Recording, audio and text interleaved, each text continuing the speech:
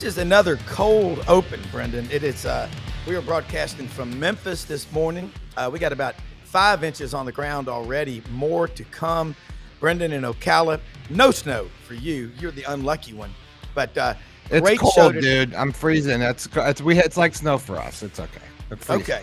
Well, we I got have a great to wear a one sweater, today. so that's like snow. I'm wearing the Icelandic sweater. We got Doug Dean in Birmingham. They got snow. Frank Duffy in the North Georgia mountains. They got snow. Roman Harper, love him, man. Just landed in DFW Airport. They got snow. So let's get this thing cranking up with the round table. And guys, Doug and Frank, I know we got a lot of questions for Roman. So I'm going to tell you right now, Roman, I watched that Notre Dame game last night. That was damn good football. Oh, God. Another case for take an in-state kid if you're Auburn or Alabama like Riley Leonard. He may not be a great pocket passer, but he finds ways to win. Roman, what do you think? Yeah, I think that's just kind of a case for Notre Dame, who they are, who they have been. Why I picked them really to win last night's game is that they just continue to find ways. You can't say in particular why. What is it? They never quit. They never go away, and they will continue to make it a four-quarter game. And at the end of the day, they make the plays that you don't. The interception to kind of seal it or set themselves up after they had kind of turned it over themselves. Just not giving up on that. And then, we can talk about what we want with Riley Leonard. I thought he was great at times. But a lot of the credit should also go to Mike Denbrock, who's the offensive coordinator that used to be at LSU, and LSU was so explosive offensively. He clearly looks like he's being missed at LSU because the way he was able to switch up the offense from first half to second half to find more ways to willing. And then all of a sudden they had a different run game. They also tried to throw the football downfield. Like, you just saw a change of pace and change of what they were doing. I got to give them a lot of credit because a lot of coaches are stubborn.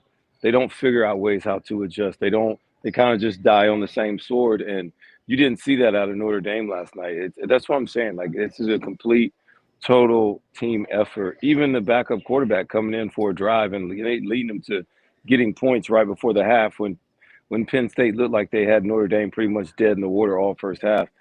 And that just gave them just a little bit of life. So it took everybody. They had injuries. It was a great game, though, because I was tired in the first half. And, man, next you know, the fireworks started happening, and I couldn't go to bed till after 12-something. So it's crazy, but it was a great game, very entertaining. And once again, Notre Dame earned it on the field. Yeah. Doug?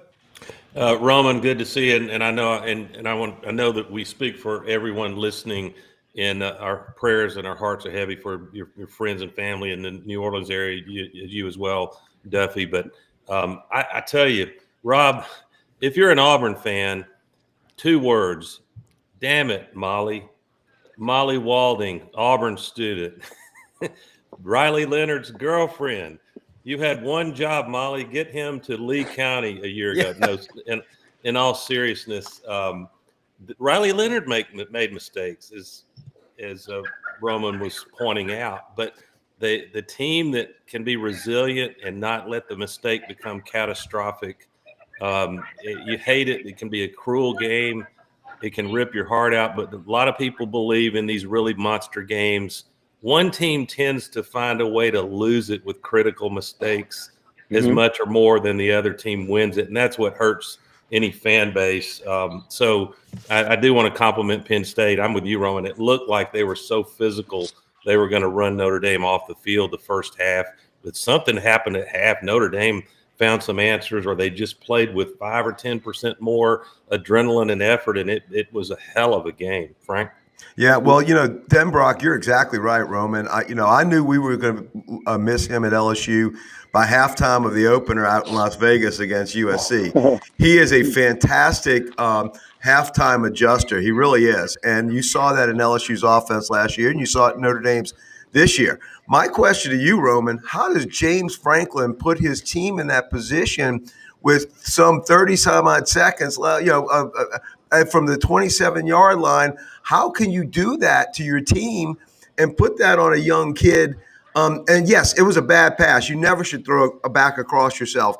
But how do you do that? Why don't you play that conservatively when you're in your end? Yeah, because nobody plays it conservative. That's not what football is. I don't blame the coach. At the end of the day, the player has to. And you can say like, don't throw it across the ball. Don't throw it across the field. Everybody does it. Don't throw this. Don't do that. What's really got to happen is you can't push the ball down the field with pressure on your face that late. It's got Yeah. to go to the check down, which if you look at the breakdown, it's wide open. You just got to be able to get the ball out, spit the ball out, minimize the mistakes. Even if you throw it in the ground, I like you throwing it into ground to the flat over here to the running back where there's nobody at versus 8, 12, 15 yards downfield when anything could happen. So, you live and you learn. It was a mistake had. I don't blame Franklin. And instead of blaming Molly, for the gentleman on the bottom, I can't read his name again. Instead of Doug, blaming Doug Dean. Molly, you should probably blame the head coach who didn't recruit any of quarterbacks out of course, the portal. Yeah. So, of you know, course. yeah, I know. And just a reminder of that. And but that is cool though, because I didn't know Riley Leonard was from Fairhope or was his mom and them were from down that way until as this playoffs has started to kick off. So I'm actually naturally rooting for him because anytime we can get an Alabama guy, the state of Alabama to showcase, it's always a good thing. And Roman, I want to. Yeah.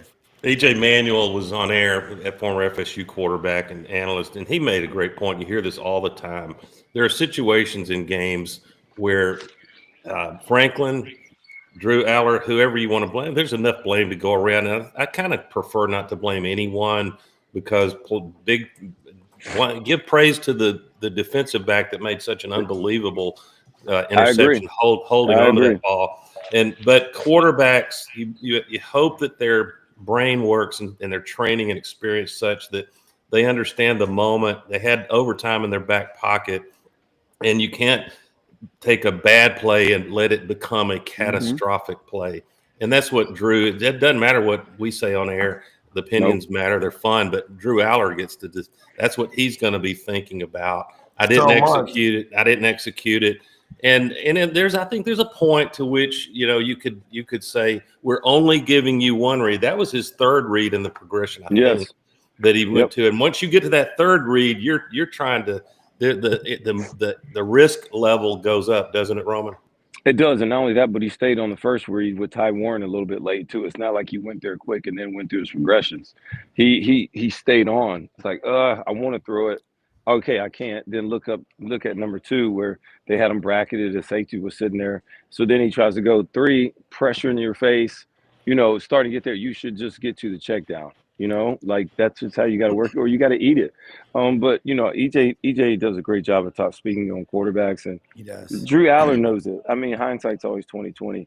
And at the end of the day, I think you said it right when you really ultimately should give the defensive back great credit for really jumping and getting in front of the ball, getting in between really the wide receiver and the ball, and being able to take advantage of that because that was a Yeah, he great had the catch. right angle. And that is not even their starting corner. These are all backups. That's why it's just like, man, when you're a team of destiny or when it's just your time, it just doesn't matter. Like the ball just, to win a national championship, I'm sure.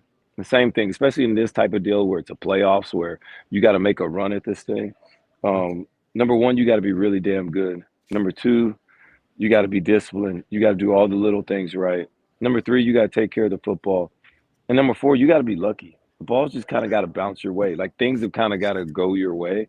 Yeah. And right now, that's what's really happening for Notre Dame. And I mean, I love it for them. It's been very, very entertaining. And we get to talk about things that we haven't got to talk about in college football since I've been doing it the last 4.5 years. So just really, really cool stuff going on. And it also lets everybody know in this space that it's not always just about the 4 and the 5-star guys. I've looked at Notre Dame's roster. I've looked at Penn State's roster. They're not full of these like 5-star, everybody's coveted players. No, they're players that fit their scheme, that love Notre Dame, that love Penn State, who have been there for 3-4 years, a lot of red-shirted guys, guys that have been there, that are actually growing, getting stronger, understanding why they are there in this program. And then all of a sudden, you put them all together, man, and you're getting some really great results. And they're one of the top 4 teams in the country. It's just been really good. And I think it's refreshing because the narrative slowly but surely is changing right in front of our eyes. And I know it's really hard to change narratives.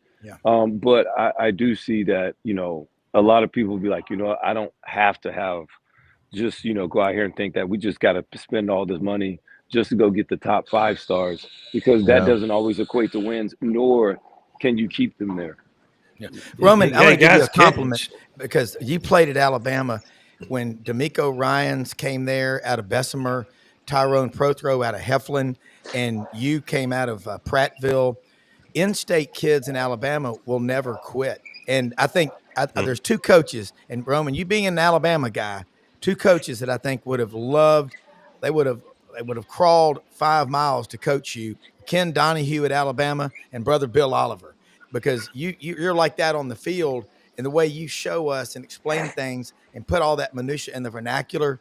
I mean, it's amazing. I know you probably don't want to get into coaching, but talk about Brother Oliver used to like to stand in the offensive backfield in practice to watch the eyes of the defensive players. How important is that? Because watching you, Frank, you remember him when he played for the Saints. Everybody does, but talk about that. Well, I was always taught when your eyes are right, your body will naturally do right.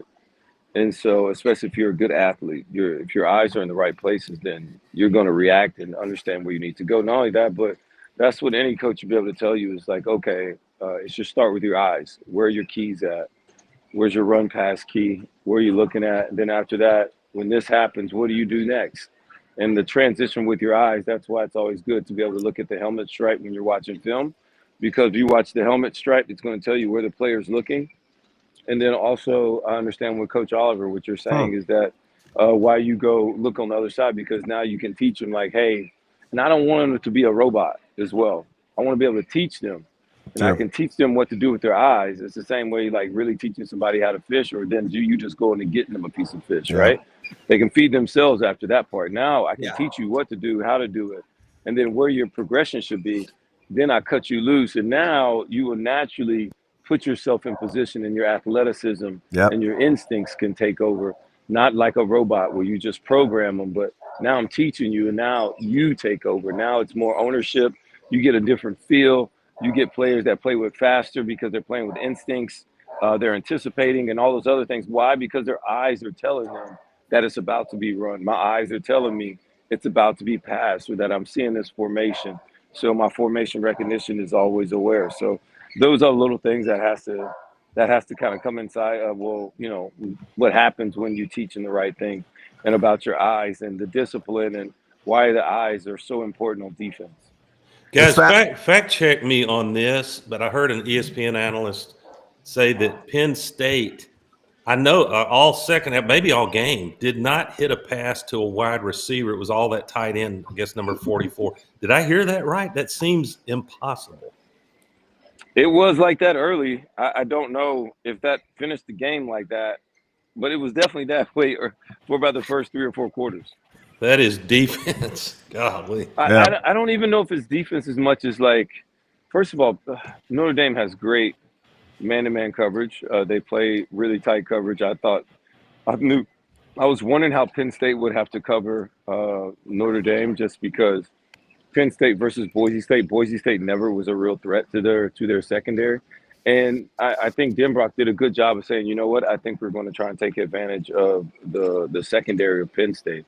And I think that's why he allowed Riley Leonard to throw more passes in the slot. They tried to take more shots.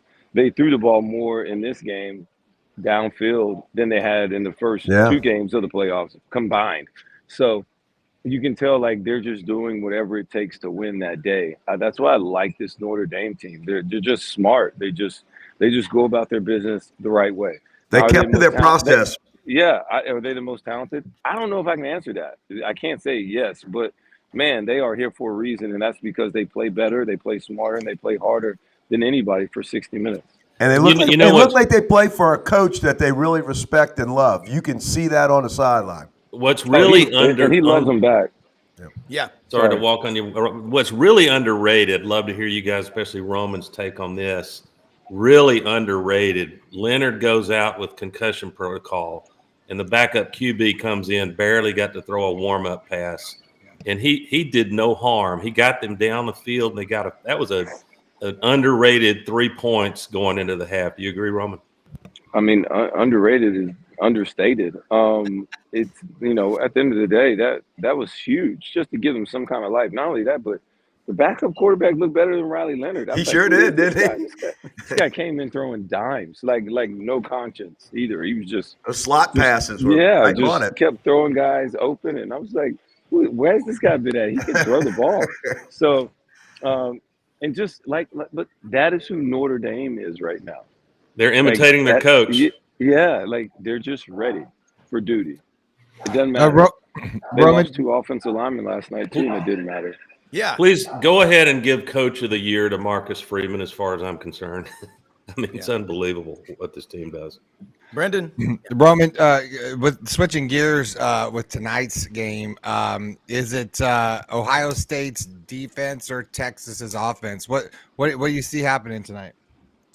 I mean, it'll be interesting to me. I'm wondering how Texas's offense goes about trying to score and put up points consistently versus this Ohio State defense, especially their defensive front and what they like to do. I call it. Some people are gonna call it a 4-2-5 or four, like whatever, 3-3-5. Look, I'm telling you, it's a soccer formation. What they do defensively for Ohio State is a 4 down linemen, 2 linebackers, one superstar in the middle that can go and play back as a free safety, or he can be involved in the box count. And they use him versus the best wide receiver in the slot, and that is Caleb Downs. So you got a 4-2-1, who's like a superstar. Then you have a 4 in the back, which is 2 safeties and 2 corners, and they switch and they go play like that. And it's been very, very intriguing. Sometimes they'll take a nickel out to put another. They'll take a safety out to put in another nickel, but a lot of times you're going to see those same guys and they just rotate versus everything. So, because Caleb Downs gives them that type of flexibility. I mean, I really like it. It's different. You don't see a lot of teams use this type of defense. Well, actually, nobody does, just because nobody has a Caleb Downs the way Ohio State's using him. So I want to see how Texas can run the football. If they can run the football successfully, everything builds off of that. And then can you do something besides just zone stretch run? Are you going to do some more gap scheme? Are you going to be able to do some counters and some pulls, some G schemes? That's what I saw Notre Dame do in the second half. They're like, dude, we're not just going to do just our same normal run game. We're going to mix it up. We're going to try and get some gap schemes. We're going to try and pull some guys, some pin and pulls. They did other things just to try and be successful in running the football. They didn't just like hang it up and say, oh man, we just can't throw it. We just can't run it today. So that would be on Sark today. And then the other thing is Texas defense, can they don't allow the big ball, the big play. They got to keep everything in front of them. They got to make Will Howard earn it. And you got to understand what Jeremiah Smith is at all times. He's got to be weapon X. You got to understand where he goes, where he's aligned, the things he likes to do. You got to be right there with him. And at some point, you got to say, hey, look, I don't care if he's going to the bathroom. You got to be willing to go hold it for him. And so that's the defense. That's the mindset. That's what it's got to be if you want to be able to compete and win this game. Yeah. Duffy. That's a memorable line that will live. There you go. There you go. Ohio State's. I saw somebody say Ohio State's defense reminds me of the triangle soccer offense in Ted Lasso. I don't know if anyone's watching Ted Lasso. I told somebody this. I've been telling people this for 2 weeks. I'm like, dude, it's a soccer formation. It's a 4-2-1-4. It's soccer. They're like, no, Roman Harper talking soccer. I mean, seriously, man, look holy up, mackerel. you look up triangle often. My kid plays soccer, right? So a passing Roman, it's crazy. It's just that moving amoeba. It's crazy because when I'm watching that last game in the Rose Bowl, man, it just looked. Ohio State just looked. I'd never seen anything just fly around like that. There's guys everywhere. It's going to be interesting. Roman, and the biggest thing was, and I'll explain why they flew around so easily. They mixed up the front, so they had movement up front, and Oregon just could not handle the movement. They got gunked up. They couldn't handle anything. Yeah, and you can say the size they want. I just know they couldn't move the ball. It was a bad look, and they just had no adjustments to it. And then all of a sudden, it's just really hard to start drives when you're always second and 15. 2nd and 12. Like I just don't have plays consistently to build drives off of when that's the situation. I had the good fortune of being out there in the Rose Bowl, Roman, and the feel in that game when that thing started, Ohio State was a juggernaut and they wasn't going to be stopped. And I say that about the line size because I was on the 37th row in the corner of an end zone, and I could see the difference of Ohio State's line, both on the offensive and the defensive side. They dwarfed Oregon. What do you see Texas having to do to not endure a quick start like Ohio State have? Because if Ohio State comes out and punches Texas in the mouth, Texas is going to have problems. So what do you see Texas doing in the beginning of that game not to have the start that they had against Oregon? I think you just got to be ready for it. Like I said, Oregon acted like they had no idea what Jeremiah Smith was or that he was just a normal guy. And you can't do that. Like, he's a special talent with rare abilities, rare size, and you allowed him to get one-on-one situations and they just played it normal. I think you got to be smarter than that. And Tennessee did the same thing. I actually thought Tennessee tried to implement, do things that they hadn't done all year. I thought they tried to all of a sudden, we're going to do some different things secondarily wise, play some different zones. And I'm just like, I hate when, you did one thing to get all the way to the battle, and all of a sudden when we get here to play it, we're going to do something different because we're going to catch them off guard instead. Oh no. Well, I tell you, Roman will be back with us. You are? So the walking, yeah. Hello? Roman, you're back. Yeah, keep going. Can you guys hear me? Yeah, we got you. Yes. We're good. Sorry. It's okay. Now Can you guys hear me? Yeah, we got you. We hear you. Oh, you can? Yeah. Yes. All good. Yeah. Keep going. You're all guys. good, Roman. Yeah. Pick up where you left off, Roman. Pick up where you left off. You're good. Okay. Huh. All right. He'll come back. One thing he's doing, he's walking through DFW Airport, and he got a phone call is what he did. Yeah. Is what happened on his phone probably. Yeah. And I know, and look, I know he's just hit the ground. That's why I love him. He last night was like, man, I'm good. I'm ready to go. Duffy last weekend or last Thursday night after the Sugar Bowl, he went out with some of his friends in New Orleans to the casinos. He said, it's a little bit too late to come on the show. And not that New Orleans ever leads to any shenanigans or whatever. That my favorite city in the world, greatest food city in the world. Duffy, you got on that hook'em hat. And we got no choice, Duffy. We got to ride or die. Brother, me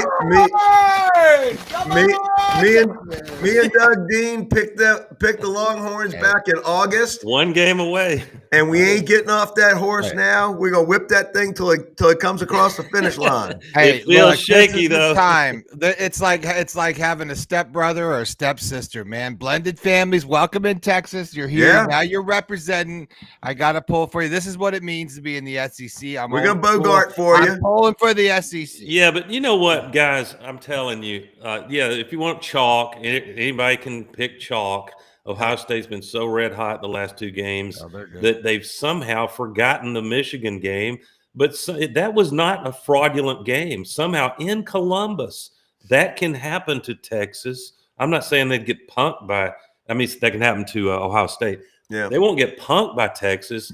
But I think this is going to be a game, and all year long, when you start saying we've got a dominant team, you were wrong, and they end up disproving it the very next Saturday. Let me say something about winter timber outdoors, guys. It is winter. Winter. Yes, sir. Right, I mean, I'm looking out my window, man. There's a polar bear over there drinking an icy. Look, they're open every day of the week in Athens, Alabama, but they're going to grow all over the footprint that is the Southeastern Conference, okay? If you do any kind of shooting sports, dove hunting, duck hunting, deer, quail, big game, I'm talking elk hunting out west in New Mexico or in Montana, you want to go for a Dall sheep, bear hunting, they've got you covered, and all the gear that you need. I'm talking clothing, everything, ammunition, Migra ammunition. They sell it. I use it. It folds them like a napkin, man. It works. Greatest duck hunting load that I have used up to this point with a lot of duck hunts logged in the books.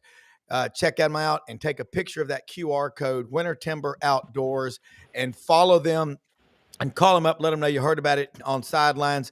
They're here to stay, and they're going to get stronger every day. Hey, Rob, guys, listen, rumor has it Jerry Jones is going to open the roof in that arena. Won't that be fun?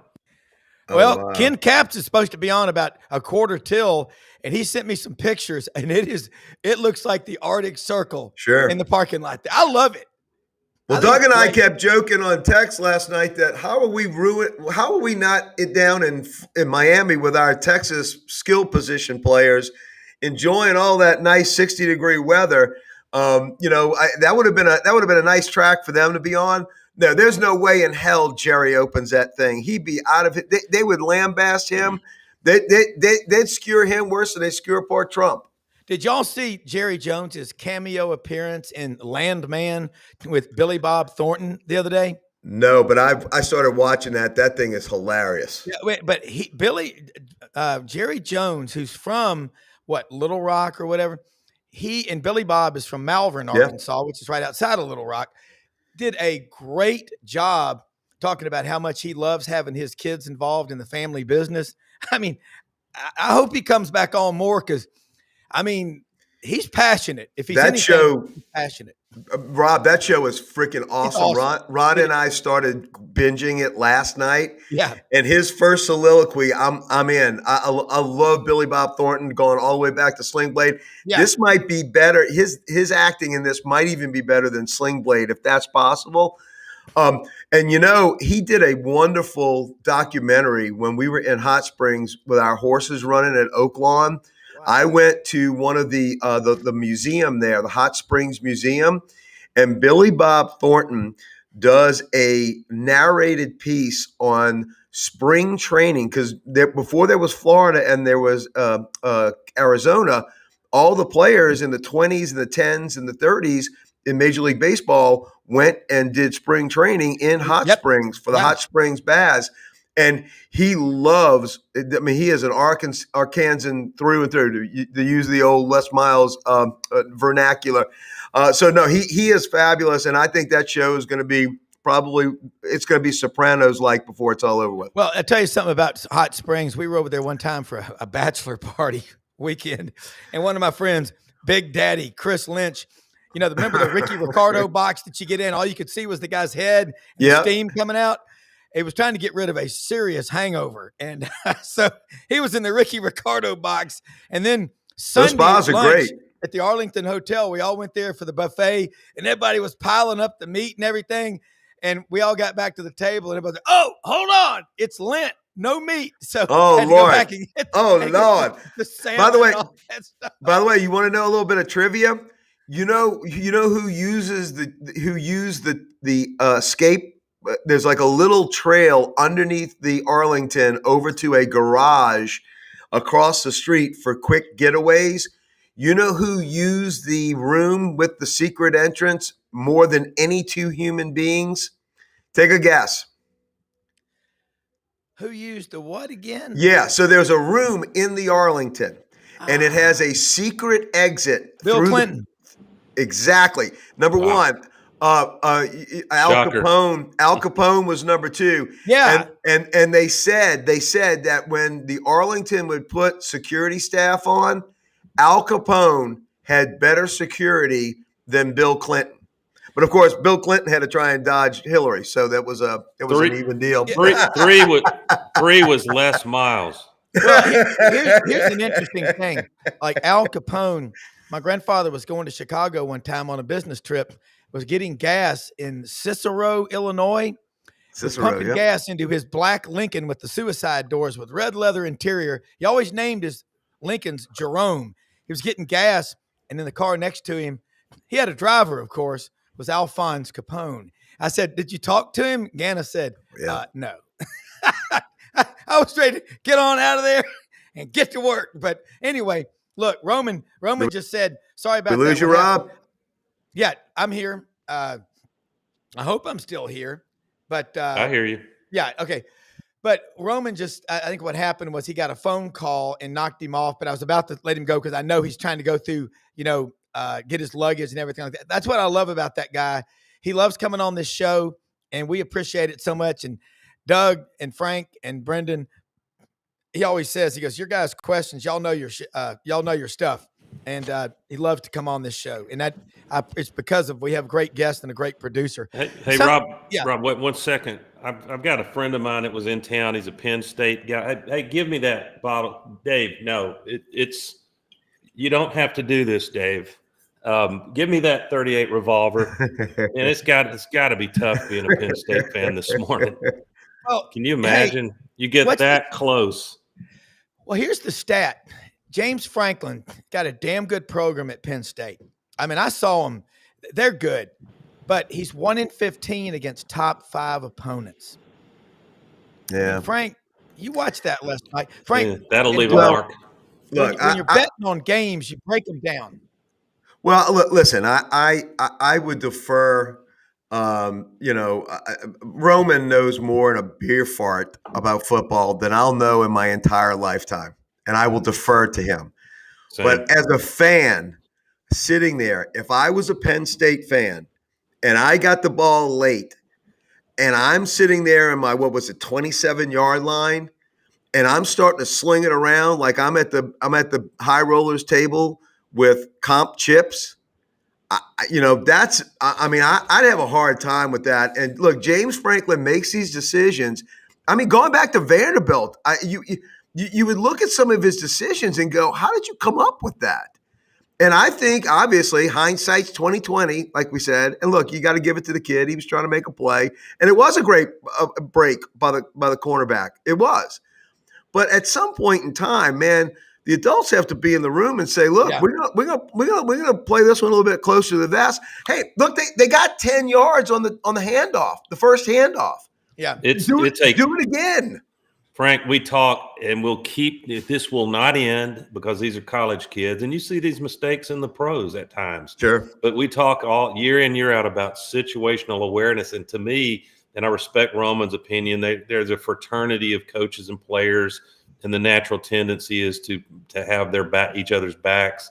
But I think that James Franklin lost touch with the situational awareness in that final 30 seconds. You did not have to. I think their probabilities were north of 50 or at least 50% if you go to overtime, and we'll never know. I think either team could have won that. Who makes the plays? I would, if I'm a Penn State fan, I would say I can live with losing in overtime far more than the way we lost. You have way more to lose in the situation that you were in than to gain. And like when you're sitting at a poker table or you're sitting and again at the casino, you have to judge risk and reward. And the reward was very slim on that. Yeah, they might have gotten it down there. They still needed 40. I would think 40 yards. They weren't going to get in field goal range. No, you not against Notre Dame. No, and then the potential for something calamitous happened, which it did. It gives them the short field. I mean, and there's no coming back. And you get the ball back with 4 seconds left, 5 seconds left. I mean, it didn't make sense. And when you get a chance to be in a position to be, one drive, be it in overtime, take your chances. Well, you're one drive away from the natty. Yeah, you got to. I'll tell you. Here's another reason it just came to me. What was Penn State doing effectively offensive? It was always the ground game. They got the ball that big tight end a lot. But if you could get to overtime, all of a sudden your rushing attack becomes an asset again. It was not an asset under 30 seconds. It compacts the field again. You're down to the 25-yard field where that 44. I mean, look, it was like the second coming of Taysom Hill. I'm sitting out there watching this kid. Now, look, I watched probably 5 Penn State games. I guess I'm sick. I just love watching college football. I'll pull them up no matter who's playing, whenever they're playing.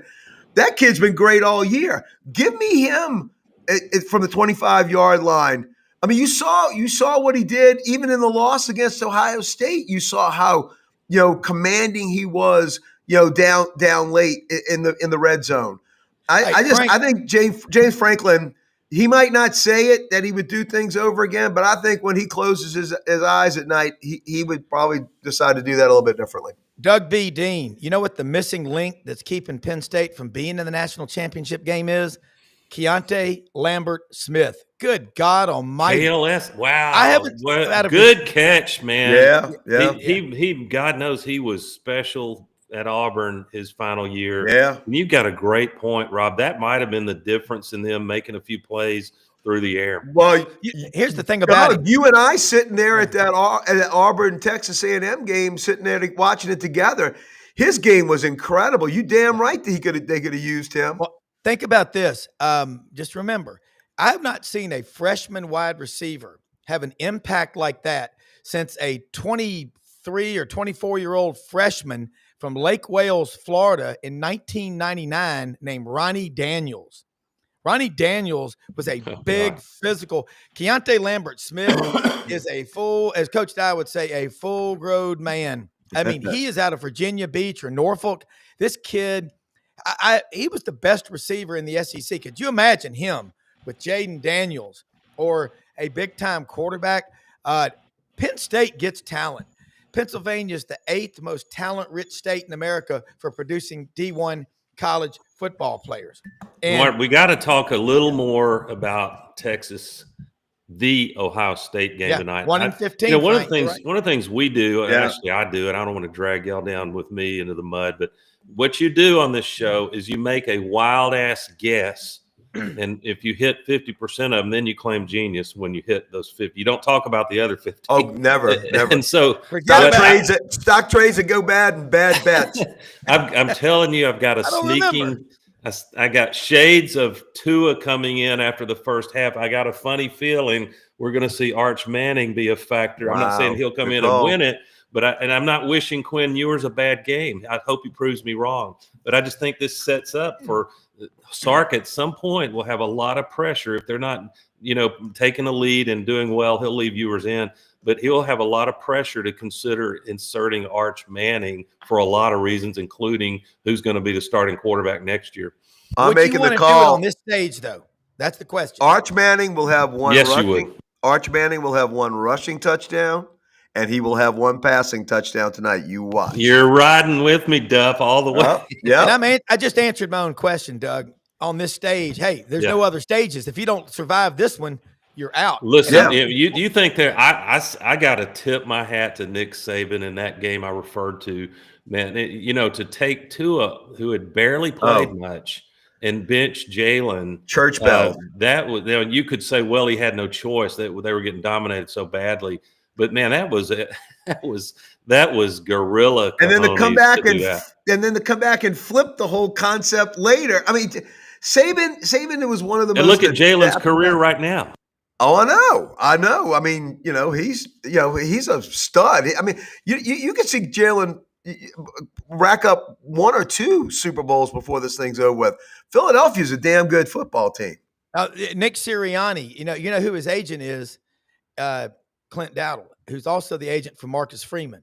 Clint Dowdle? Really? Yeah, out of Memphis. Yeah, who used to be with Jimmy Sexton. I was going to say, that was a breakaway. Great kid, and his father's a great member of the Touchdown Club in Memphis. And I've talked to Clint a few times. I'd love to have that guy as my agent. He is a first-class guy. Rob, you know some of the greatest agents out there, brother. We need to get a couple of agents to get our asses on ESPN. Well, just remember this about Memphis and Little Rock.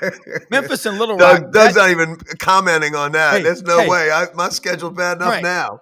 Right. Little Rock to Memphis is the bond business. That's where they put people in a room with a phone directory and started cold calling. It's the muni bond market, some of the roughest weather in America, but it's where the agents are. Tom Mars, the attorney that made the portal and all this stuff happen, he's in Little Rock.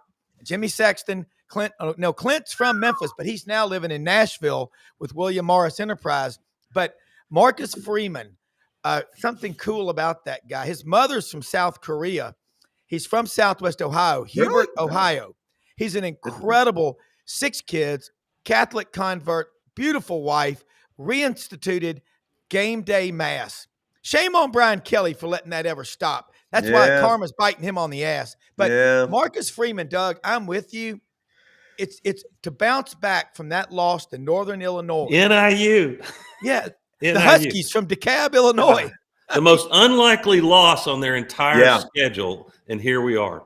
Yeah, I tell you what, and Ken Capps is going to join us from Jerry's World, and Brad Bellamy is going to jump on. What a great time. Let me just say, if you don't have 4-wheel drive on your truck, is it a truck? That's a good question, because I do, and I'll be out pulling people out today with my tow straps.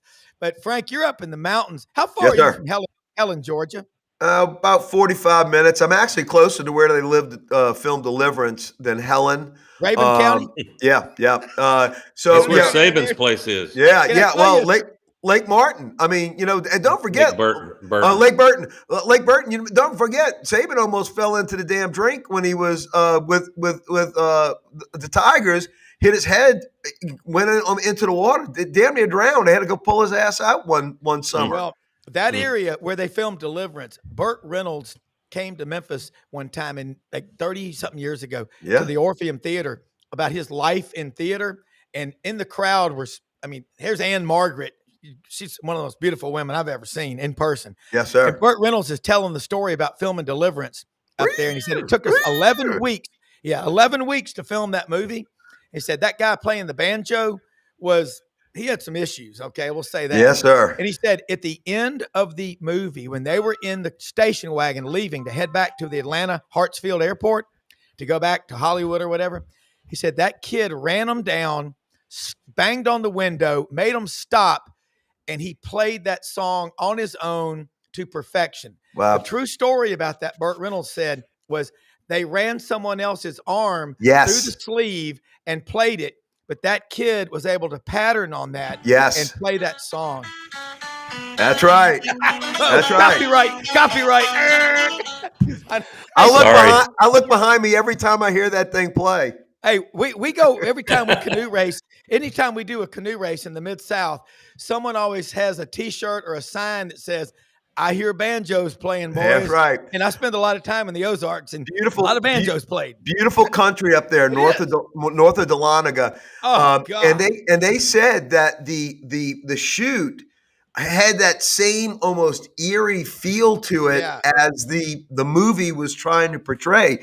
Yeah. So John Voight basically says it was some of the least amount of acting he's ever done. He goes, we were just living it. We were in that cold water, and we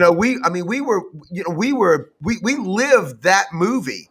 Yeah. And look, Ned Beatty said all the way up until his death when he was interviewed, he goes, that scene is still difficult for me years and years later. He goes, that affected me in my whole career. He got typecast. He definitely did. And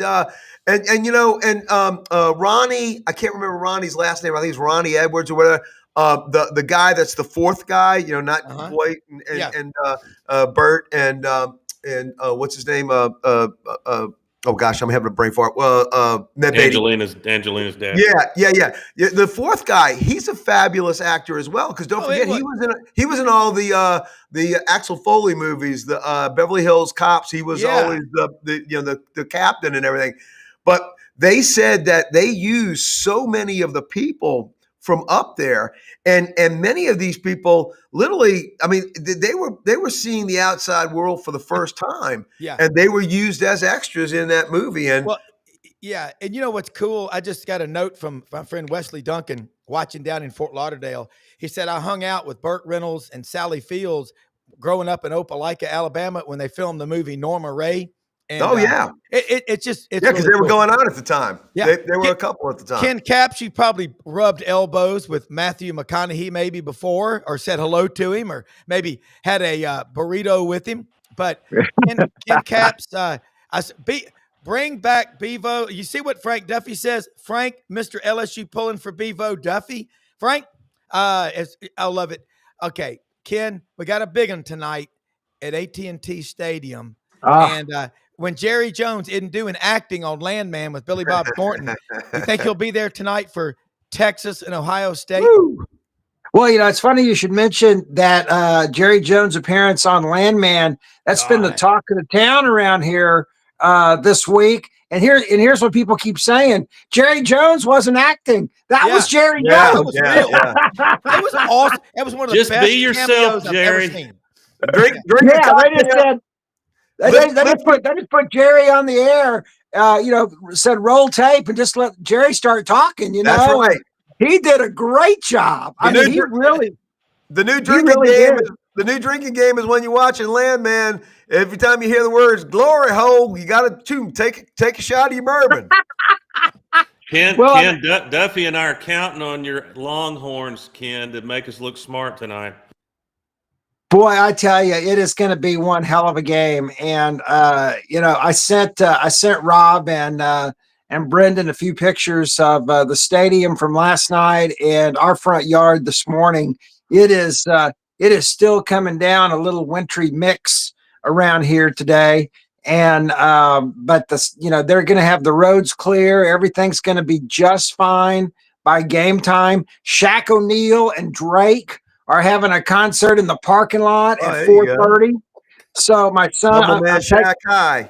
Oh yeah, and so the show is going on, and after watching that game last night, and there'd been a lot of talk about around the media rooms the last couple of days about what if there could be a Texas Notre Dame, another fight for the national championship like there have been in years past. Yeah. Many years ago, 77. and I tell you, it could happen. But I think the key for Texas is they just can't come out and start slow. And you guys may have already covered that.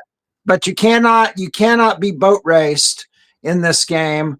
Ohio State was here last year and they stunk it up versus Missouri. I mean, they didn't want to be here. But this is a whole different team. Different team. And or are they? We thought that against Michigan, Ken. Which team is? I think the team from the last two games is more. Well, yeah. I think Texas is a. And I can tell you, Ken, from firsthand knowledge, I was out in the Rose Bowl. I was sitting in there. Let me paint a picture for you. You remember in Saving Private Ryan when they go the little half track out to try and pull the Germans to come down the corridor? Right. Well, I'm coming back. I'm in a little half track, and I'm gonna tell you, they're coming and they're not stopping. They got Panzers. They got Tiger tanks. Dude, I watched that. They dismantled like a blitzkrieg Oregon. It wasn't even close. And they're big. No. They're fast. And they took advantage of every Oregon mistake. You can literally see if an Oregon guy was out of position, man, Ohio State just attacked that guy. Just like on those long passes. So I'm just telling you, Ken, I got faith in y'all. Me and Doug called this thing back in August. We've been on y'all the whole time. But I'm telling you, if y'all going to get into that natty, you will have accomplished something because Ohio State's they're loaded. No, you're exactly right. And, they got the run game. They got the pass game. Jeremiah Smith has just been exploding the last few weeks. True freshman wide receiver for Oklahoma State, Ohio State. Yeah. You wish. Yeah. Mike Gundy just texted me. That's right. I don't know. After watching paint dry with Big Ten play callers last night, I'm going to call Notre Dame Big Ten. In essence, they are. Tonight, you get the two of the best play callers we've ever seen in college football. That's going to be fun. Well, and it was fun talking and listening to Chip Kelly the other day, and what a difference he has made for Ryan Day. And Ryan Day was asked about this at the coaches' press conference yesterday, like why did you give up? Why did you give up play calling? And he didn't give the real answer why. What he said was he's just got way too much stuff on his plate, and he thought he needed somebody else to that could really focus on that. Now the flip side of it is Sark was asked that very same question. Why do you like being the head coach and you're still the play caller? He goes, that's what I love to do. Yeah. And so that's why I am the head coach. That's right. But Chip Kelly, wow, what a guy to have as your offensive play caller. And you're right. Texas has a defense as well. But they've been very susceptible to both the run and the pass versus Clemson and versus Arizona State, giving up 400 yards a game or more in both those games. That's the first time that's happened, in 2 years almost. And here's the other thing, guys. Do you realize this game is the first game that Texas has been an underdog in 29 games? You have to go back all the way to Alabama when Texas played Alabama in Tuscaloosa. That's right. In 2023, where Texas was an underdog. So, but I think Sark has really embraced this role.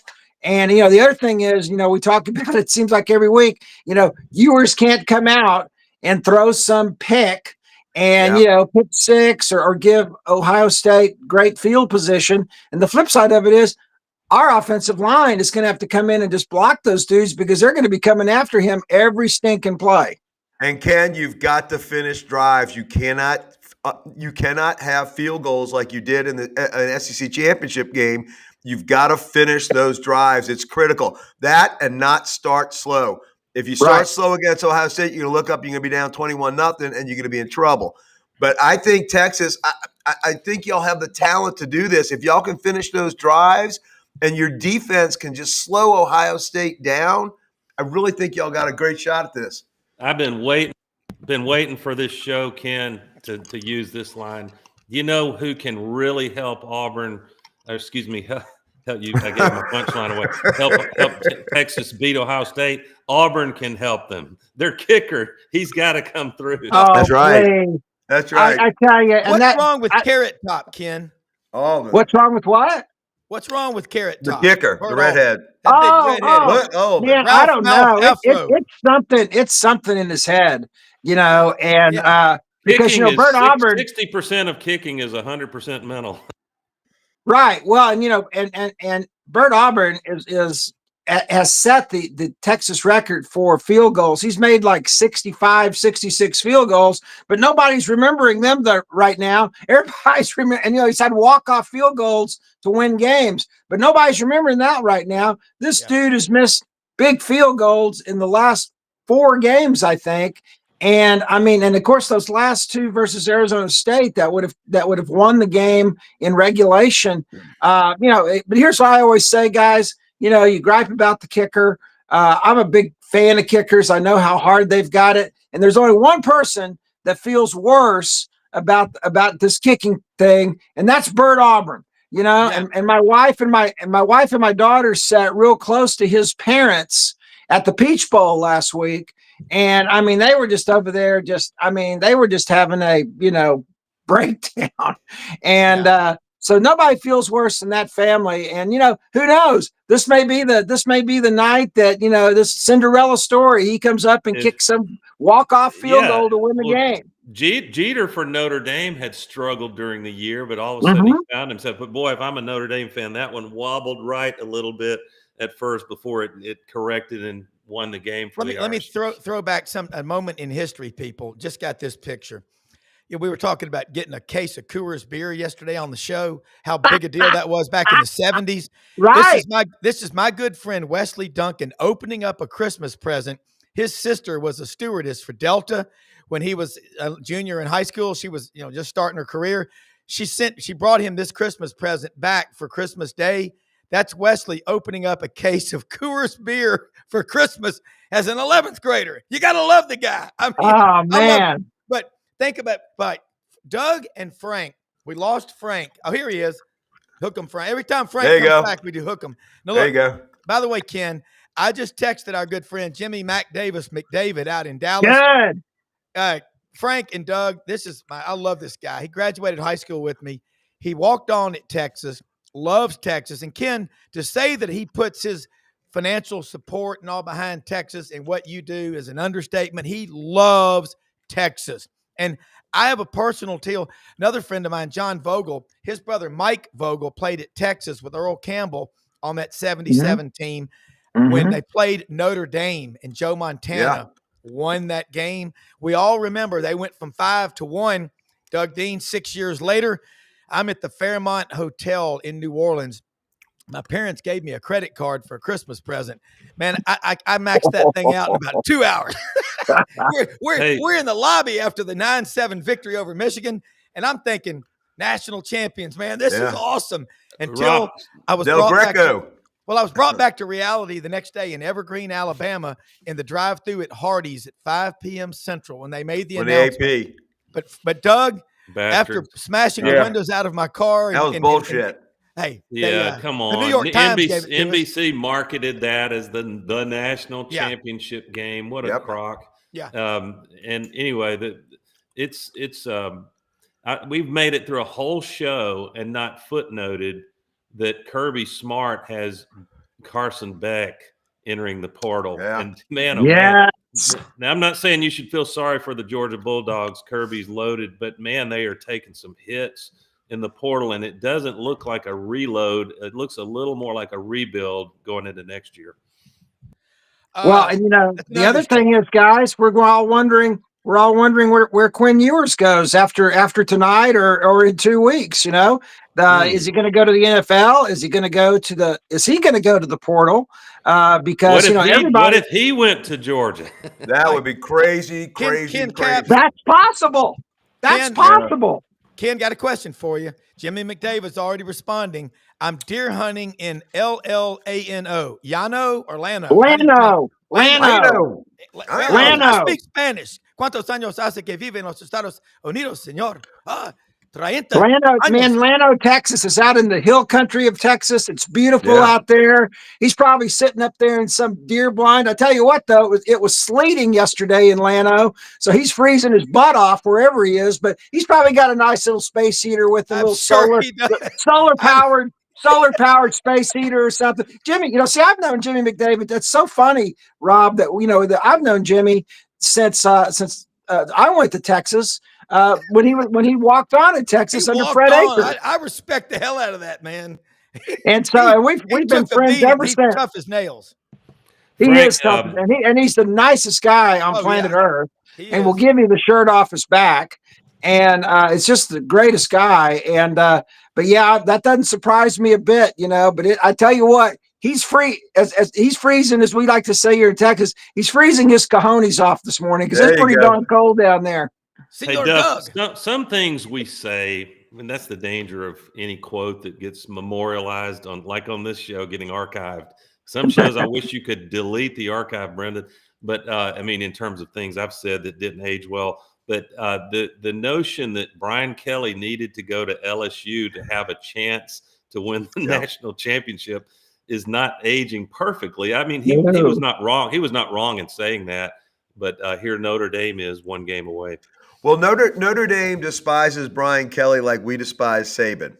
So there is a venom. There's a venom that pours from Notre Dame people, and they were saying all along, "You guys be careful. You don't know what you're getting.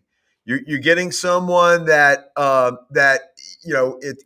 he doesn't know the room a lot of times, and hell, Kelly started off not knowing the room." With the family comment, and the fact. Yeah, my family. And the fact that what Freeman has done in 3 years as supposedly the second choice or the leftovers, it's damning. I'm not going to lie to you. Now, I will say I'm not giving up on Brian Kelly. I think our blue chippers rank with anybody. So he's not wrong. I don't think he should have said it. I think that was a stupid move to say it. I think if you're going to leave the door, you don't alienate people on the way out. But I think what Freeman has done is it's certainly put the fire under Kelly to say, okay, you open your mouth. You need it. You put up. Now you either got to do it or shut up. One or two. Marcus Freeman, y'all saw this in the locker room at halftime, and they had gotten it to 10-3. It looked a little better, and they were going to get the ball coming at you. They talk about the middle 8 minutes. Last 4 minutes of the second quarter, first 4 minutes of the Notre Dame killed it on that. Yep. But in the halftime locker room, Riley Leonard Freeman said, guys, history is written by conquerors. Don't you love that? We are holding the pen. And they went out there and said, we're not going to lose it. We're not going to lose this game. They willed their way to winning it. Yeah. Well, I'm with Buddy Martin. Buddy yesterday was on. We did a combined show because he didn't have a night show because of the game last night. And Buddy made a great quote. He said, you can say what you want. Is only Buddy says it. He said, but I got to pull for Texas because then the SEC can say we won 14 of the last 18 national championships. I know my Arkansas friends are so mad at me. They're going, you don't know what it's like with these Texas people. But look, I have been to Austin.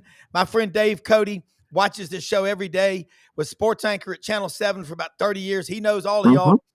Dave, I have always followed Texas. I I think. Hey, look, I feel cheap, Rob, but I'll take a shower. I'll feel better in the morning. No, I'm but- just pulling for the SEC. I'm pulling for the SEC. Hey, look, but I have I'm caught not really shit. pulling for him. I just like Texas in my pick.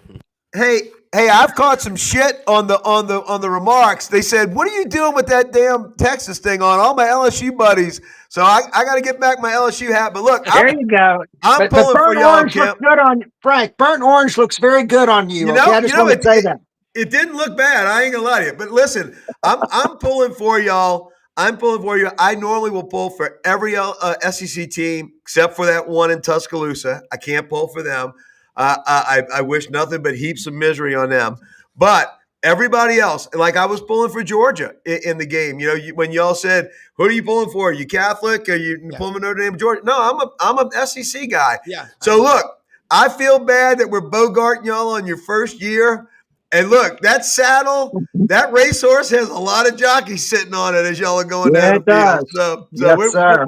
we're pulling for y'all. I pull. Rob will know exactly what I mean. I pull for any SEC team who's contending, who was clearly pulling for Cam Newton and Auburn in 2010. Yeah. So that's a small number, brother. Yeah. Yeah. Well, let me say this about Landers Ford, people. Brad Bellamy, hopefully not snowed in. I talked to Brad yesterday when I was out in a hike on the river with the dogs. Landers Ford, they're open Monday through Saturday, 7 a.m., 7 p.m. Anything you're looking for, car, truck, SUV, also pre-owned vehicles on the lot. Their service department. If you're working on your vehicle, they will pick you up and bring you in. $500 off for SEC Sidelines audience. They didn't get to be the number one Ford dealership in the Mid-South by luck. It's a hard work and it's a commitment to excellence every day. They got those Broncos, the Sasquatch package. They got the F-150s, which is what I drive with the all-terrain tires. Damn right. It ain't a truck without four-wheel drive, in my opinion. Amen. So got it out there, and I'm telling you what, they got the Explorers, the Expeditions, the Ford Escape, the Maverick, a whole ton of vehicles out there, and they are committed to the Mid-South. But they just did at Christian Brothers High School with a financial commitment off the charts. Cannot thank them enough. That's my school. Kenny Myers is out there too, folks. 41 years he's been in the business. The best team in the Mid-South. Wherever you're watching this show, they'll deliver a vehicle to you anywhere. And if you need help getting in touch with them, call me, text me, message me, whatever. I'll drive out there with you personally. They've made a big commitment to this show. Wow. I love these people out there, and I love what they're doing. And even on a snowy day today, I'm pretty damn sure there are going to be some folks out there. And by the way, I went to my deer processor yesterday, brought back 5 dozen venison tamales, venison cracker bologna, venison burritos, venison Slim Jims, venison 80-20 deer burger, venison breakfast sausage, hot and mild. And I got some tenderloin and backstrap going to be ready next week.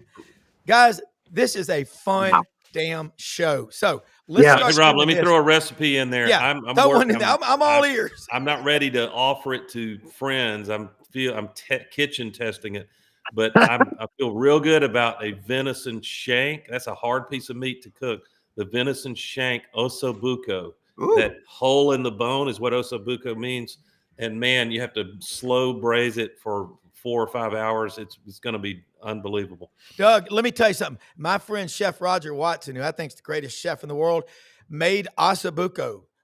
He worked for Gordon Ramsay for 8 years. That's one of his signature recipes.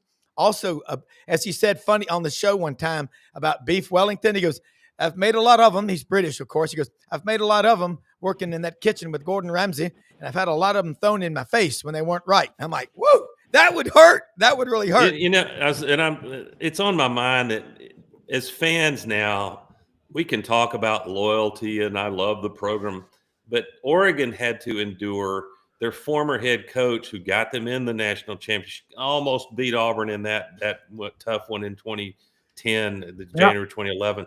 And they have to see Chip Kelly make brilliant calls to break the hearts of Oregon. That's the world we live. And he wasn't there as a head coach.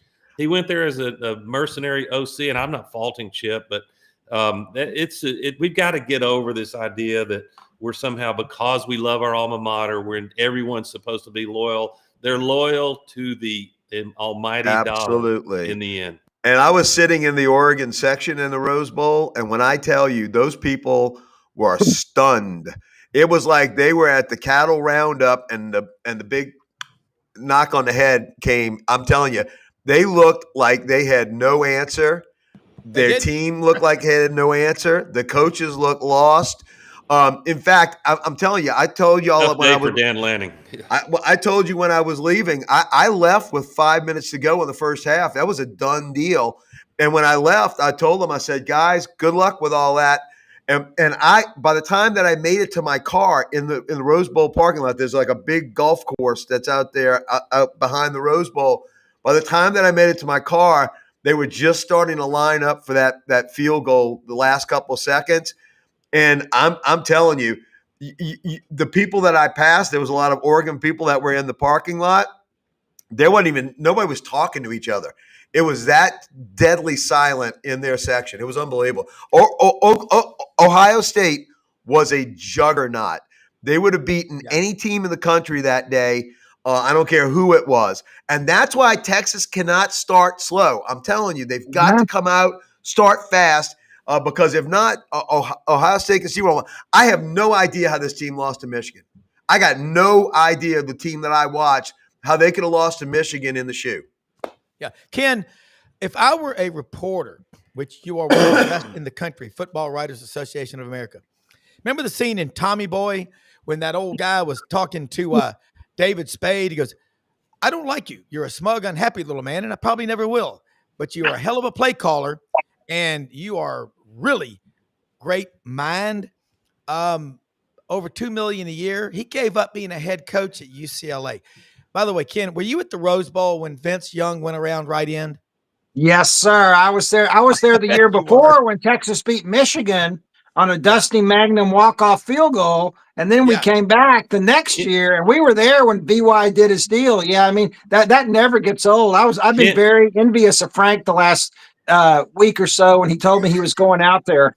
Ken, I'll never forget. I don't know if you've heard of the Kennedy Ranch, 100,000 acres in Sarita, Texas. I was deer hunting there, unbelievable place. And Catholic Church owns 70,000 acres of it with oil wells on it. I was hunting the 30,000, but I got to watch with some good Texas fans in camp that unbelievable Texas win. Vince Young, what a game winner that was. How good is well, this? I tell you what, let me tell you one thing. And he watches the show every time that I come on, and then some. But my pastor, Pastor Scott, who I want to give a shout out to him because he lives out in Sacramento, California now, but he was the pastor here in Dallas. He married me and my wife. He baptized my son, and his wife gave him Rose Bowl tickets that year as a Christmas present. Wow. So I tried to work heaven and earth, so to speak, to get those tickets for them. And they went with us to the Rose Bowl, to the Vince Young Rose Bowl. And, we still talk about that. And of course, I know Frank went to the parade. He saw the B-2 fly over. Yeah. I mean, that's living, that's living. And, that brings up another good point. I'm so glad that, and yesterday, both coaches talked about how they're fine with the system, but it needs to be tweaked. Okay. But I'm so glad that now games like the Cotton Bowl, the Rose Bowl, the Orange Bowl are getting even more prominence and significance because of these games. Heck, even the Peach Bowl. I mean, come on. Yeah. Well, the Peach Bowl was a big deal last week, and that was an add-on to raise some of these bowls up to even higher level. Because I tell you, I'm around these Cotton Bowl Athletic Association people all year long, and they work their tails off on this thing. And Frank, I know the Sugar Bowl people do the same thing. Yes, sir. So to see these bowls reach an even higher significance in this playoff system, I think that's been really one of the things I've really enjoyed seeing, because I know that there are, volunteers in this town. They kill to be on the Cotton Bowl staff and volunteer staff, and they work 24/7. In fact, they're a little disappointed because this thing has only lasted about 2 or 3 days. Normally the teams come in a week ahead of time, and they go visit hospitals, and there's a big fancy lunch and everything. Well, because of the compressed playoff schedule, the teams only got here a couple days ago. But let me tell you who did get here last night. Bevo did make There you it from go. Austin, Let's Texas. go. Did Let's make it go. from Austin, Texas, up I-35 from Austin to Dallas. And somebody reported yesterday that they saw him on I-35 coming into Dallas with the police escort. So rest assured tonight, people, you're going to see Bevo. I They think put Jerry skates Jones on can him. handle that. Jerry Jones can make sure that happens. They put skates on those hooves. Let me throw something out, guys. A couple of things real quick. Brad Bellamy has joined us. He's been snowed in at Ice Station Zebra. He's going to do. But let me say this: Hewlett and Dunn Boot and Clothing Company on the square in Collierville, Tennessee, which is right next to Memphis. They're going to be open 10 a.m., 6 p.m. Get out there. They got your boots. They got all your winter gear. They got everything that looks good. Barber, Filson. They've got great looking women's clothes. They've got these purses. Man, my wife is a walking statement for Hewlett and Dunn. Thank you, Raven Carpenter, Charles Hall, J.M. Huffman, Squidward, Charles's wife, Laura, the best Lydia, the best staff, the best clothing store in America. Love these people. And let me say something, too. Chuck Oliver, my friend in Atlanta, and Frank, he's your friend, too. Yes, I sir. was listening to his show last night when I was out working out in the snow, before it snowed. And he said, Heath Klein, his producer, said, if you think the bowls are going away, listen to these numbers. Of the 33 non-playoff bowl games that were on ESPN and whatever, the average viewership was 2.7 million. That's a 14% increase from last year. ESPN has to have inventory. They sell the sponsorship packages. The interest and the passion and the love for college football gets stronger. Just like my friend Joe Evangelisti said, the Catholic Church is typically at her best when she's being persecuted the most. College football's under siege, but we've got great folks like Landers Ford who've got their name on a lot of stadiums and facilities around the Mid-South, and St. Jude Children's Research Hospital, presenting sponsor of the Touchdown Club of Memphis. And Roman Harper said he'll come speak to the Touchdown Club. He was on with us earlier. Right. Brad, That's he was awesome. walking through DFW Airport doing the show with us. And now you are at home today. But tell Roman us is real great. quick, and I want you to get involved in this great discussion on college football. But Brad, talk about Landers Ford. We are damn proud to have y'all as a sponsor. In fact, we're honored and blessed beyond belief. And watch out, dog. Don't bite the cord over there. And running a special on you putting chains on those tires today, Brad? And hey, I told my son this morning. So, this morning we got up and we decided to close today. So, and last year we were open every single day during the snowstorm. There was a couple of days where we didn't see a single person come up. So I was really glad and blessed to be able to give our folks the day to be able to enjoy with their kids. I told my son, that's a good business owner. You know what's better, son, than a school day when you're a kid? A snow day when you're an adult. Correct. So, That's right. I love it. So, that's a man that can run a good business right there. That's a man so that runs a good business. We're blessing our folks with the day of safety and able to actually enjoy with their kids because they don't get that opportunity very often. So, after being up and getting in touch with everybody, I fell back asleep because I never get to sleep in ever. And I get a text from Rob. I'm like, crap. So glad to be here with you guys. School this teacher. There you go. I bet you were up till 10:30 last night, if you know what I mean, Brad. I was up a little bit later than that because it was such a good ball game, and I was glad to. Rob and I talked yesterday a little bit, so we at least got one right of the weekend, Rob. So we'll see if we can follow up with Ohio State tonight. Yeah, and Brendan, look at Brendan. Look at Brendan. Is it cold? Oh, you asshole! Oh man, You are a jerk. Is it cold? Hey, you know what's really cool He's about just all jealous we're throwing what's snowballs. really cool about all this being in the SEC is that we're still in Florida. Ocala, look at you, you dick. No, I'm not jealous. He knows he wishes he could see snow. Well, he lived in Colorado. He's I do actually not. a certified wilderness survival expert. So Yeah, pretty cool everybody down there right now though is complaining about how cold it is, and he's in long sleeves right now. Well, I was getting a little hot. I was going to take this off because I was still balmy out. I feel that Bay Breeze working in here. Yeah. Hey, Brad, Ken has just announced before you came on, Bevo with a Texas maybe the Texas Rangers gave him an escort, is at AT&T Stadium. Drake and Shaq are going to put on a concert in the parking lot. Man, Arthur Blank is not invited. Hey. Arthur Blank is not invited. yeah. Guys, the line of the game just moved 2 points in Texas' favor now. I mean, or Wow. in Ohio State's favor because Bevo's going to be there. What a big Well, announcement! and hey, I got to tell you something else very important.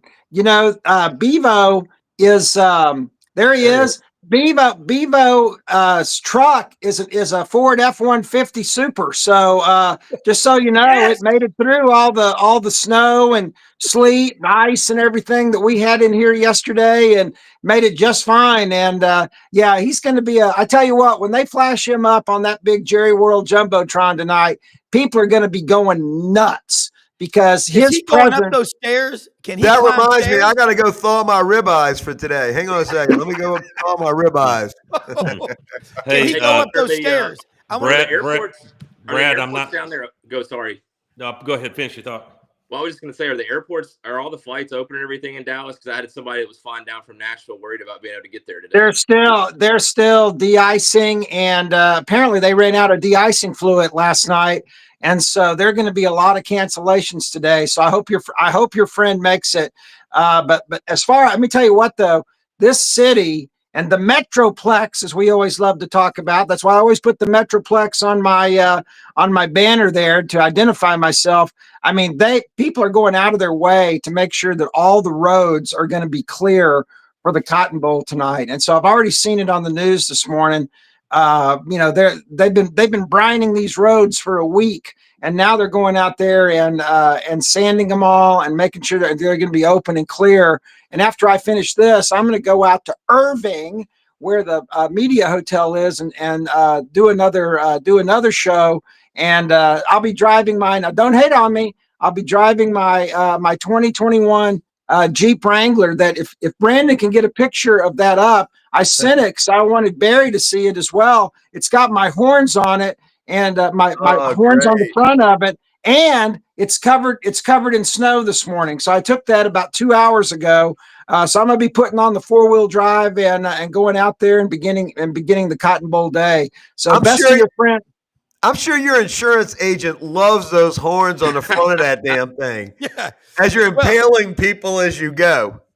Brad, Well, I tell you what, my insurance is pretty damn high, so they must take those into account. And by the way, we do remember a Super Bowl with ice all over it in the Metroplex. We do remember this. Yeah. Well, do you recall? I mean, I was on the Super Bowl committee. Do you recall that a huge piece of ice fell off the roof? Oh, yeah. Oh my gosh! It's that was the first kill time. somebody. Brad, you're Bellamy. exactly right. Yes, Hey, I gotta say though, that Super Bowl is where I got to stand from you to the front door over here from Snoop Dogg. Okay. Oh, there you go. So there you go. that was before Snoop Dogg was really cool. That 2011 Super Bowl. You're so right. Contact high. He's about 6'4". Brad, we got Doug and Frank and Ken, Brendan, all of us. Brad, you look at this game tonight, Ohio State, Texas. I want Texas to win because I'm an SEC man. I think Ohio State's going to win, but I hope I'm wrong on this one. And maybe I'm getting caught up in the hype train. You know, I love that commercial. The national media, they never get anything wrong. Bosworth, I've texted him a couple of times about coming on the show. I got his, but I'd love to get him to come on. Yes. And I'm like going, come on. He's, he does not like to be called the Boz. I do know that. I know that. You call him Brian, and he's our age. I mean, he's a young guy. But Brad, give us your lowdown. I want Doug's answer because Doug and Frank back in August picked the Horns to win it all. But Brad Bellamy, LandersFordMemphis.com. Things I never thought I would say 2 months ago. I think Ohio State's going to win this game. The playoffs have turned out to be what the regular season was not, which with the better teams have actually shown up at these games and won. And State's the better team. I think they have more talent, and I think that the kicking game a few weeks ago, I talked about the kicking game for Texas, the concerns I had, and it turned out to be true in the Georgia game.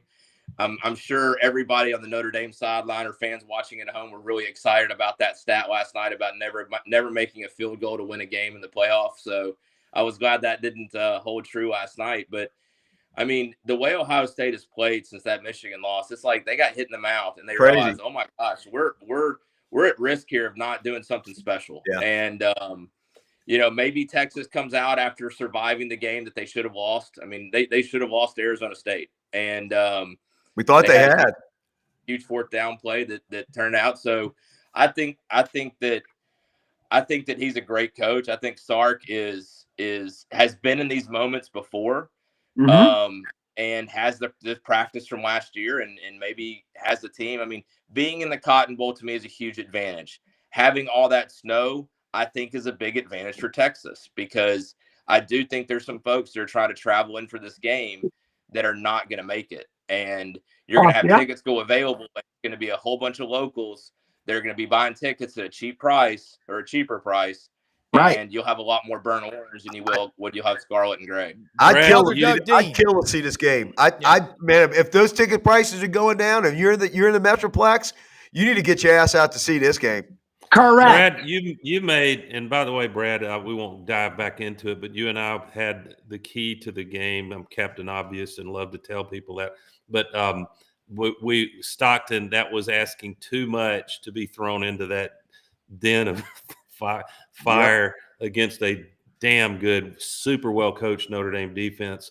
But Stockton will be all right. Parker Jones, the guy who cost them 15 yards on the penalty, will be all right too. I talked to somebody that knows the kid, but that was a weird one. As for tonight, so you made a perfectly logical pick there, Brad. The problem is this has been a perfectly illogical season, and that's why, and in no small part because Duff and I picked back in August, picked Texas to win the whole thing. It would shock no one, absolutely no one, for Ohio State to win. It wouldn't shock many people for them to win going away by 10 plus. But I think there's something about Sarkisian. He knows how to find that little chink in the armor and make enough plays. And I think it's a different defensive challenge for Ohio State. They're probably up to it, but I just got a feeling this will be that one game that is symbolic of the whole year, that this should not have happened. How did it happen that Texas found a way to beat Ohio State? So I like the Longhorns in another nail biter tonight, just like last night. Ken Caps. Well, everything. I hate to agree with everybody. I don't want to be that guy, but everything y'all have said is true. I mean, you know, Ohio State is hot, and but I'll say this: yesterday, Ryan Day was asked this exact same question, and he said, "You know what? How we've played the last two games doesn't matter at all. This is a clean slate. We're going up against a team that, as Doug just said, has an amazing play caller and innovative offense. And of course, you know, but they start out slow. So, I mean, it's a clean slate tonight. I'll just say this, you know, Texas, when it loses, does not have a running game. So Texas has to get its running game going. I don't know if that's possible against that Ohio State D, but it has to get its running game going to set up Ewers' play action. And whoever's going to make the fewest mistakes wins, and that means not missing field goals. So, you know, Sark is a big guy. He's a big fourth down guy. He loves to go forward on fourth down. But, you know, he's kind of in a tough spot now, right? Because if he does want to kick a field goal rather than go forward, he's not sure his kicker's going to make it. So I just think this game has all the elements of what the playoffs wanted to be. And I agree with you that, you know, I think that the better teams have showed up. And yeah, I mean, you know, Texas absolutely could have lost that game last week. They also could have won it twice if Bert Auburn hadn't missed those two field goals. But here's Ewers, comes in and throws 3 consecutive 2 touchdown passes and a 2-point conversion to just completely blow everybody's mind that he's that kind of quarterback and he has the potential to be that kind of quarterback. So, you know, I'm going to say it's going to be a very close game. Of course, you know, again, I'm Switzerland. I don't have my orange and white on. I'm a reporter. I'm a Texas alum, full disclosure. I hope Texas does win, but I just hope it's a great game and that, you know, that Texas does show up and play. And, I tell you what, I do think whoever wins this game tonight wins the national championship January 20th in Atlanta. Whoever wins tonight beats Notre Dame. Hey, I'll tell you who's playing with house money is ESPN, because either one of you talk about, nothing against Alabama or Georgia. They're great logos as well, putting it mildly, especially in the case of Alabama. But the TV ratings are going to be a boon for ESPN, no matter which team wins tonight. Correct. Yeah, unlike Geraldo going into Al Capone's vault, there's going to be something there. Look, guys, we're going to wrap it up now. I got to tell you, Bert Auburn, the way he's kicked lately, Doug, and Texas's colors are burnt. Texas needs Auburn to help them tonight. Bert Auburn's name right now is Burnt Auburn. Yeah. Ooh. Don't give up on Carrot Top. He could be the guy. He looks like Ralph Malph from Happy Days. And by the way, every time I hear that kid's name, I can only picture Pat Dye saying it. Burnt Auburn. Burnt Auburn. That's right. Auburn. Like Pat Dye, the same Pat Dye that said Auburn's kicker that won that 93 game. Help me with his name. Scott Etheridge. Scott Etheridge. He's kind of effeminate. The winning field goal in 1992 to beat LSU. What, 30-28? Those poor kickers, man. That's why I love kickers, man. They take a lot of crap off of people. That was a 57-yard field goal to beat us at the friggin' wire, too. Yeah, we're going to wrap it up. Speaking of kickers, there was a guy named Robert McGinney from Jupiter Beach, Florida, who missed a field goal in 1984 in the Iron Bowl, Doug. And Goes to Florida. He left the team, went to Florida.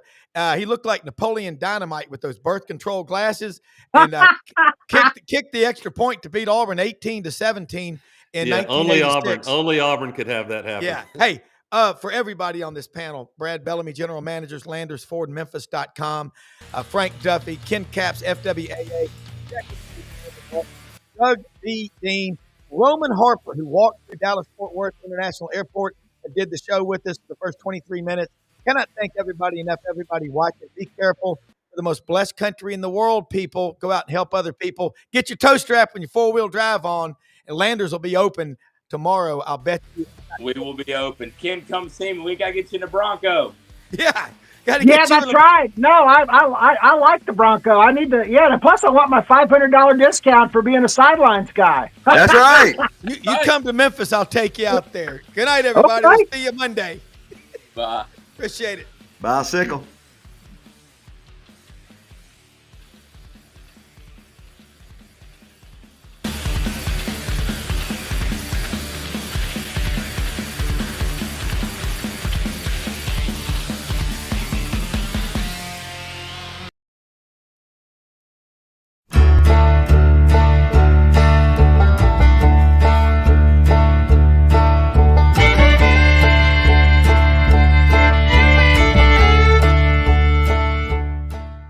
In a perfect world, you'd set a health goal and results would happen overnight. In this world, the real world, it takes time, dedication, and the right support to achieve your best self. The Vitamin Shop's health enthusiasts are here to make sure you're not wasting a single moment on the wrong supplements. From the highest quality sports nutrition and superfoods to the most sought after trends, you'll find a huge variety of science-backed solutions for every goal. And the people to help guide you along the path to greatness. Unbelievably, every 2 minutes in our communities, a child is either bought or sold for sex. I am Ari Dickey, board member for the Nashville Anti-Human Trafficking Coalition. Join me and millions of others in our fight against human trafficking and for its victims by helping to educate the most vulnerable among us, our middle and high school students. Go to nhtcoalition.org, become a partner, and help keep our families safe, because none of God's children are for sale.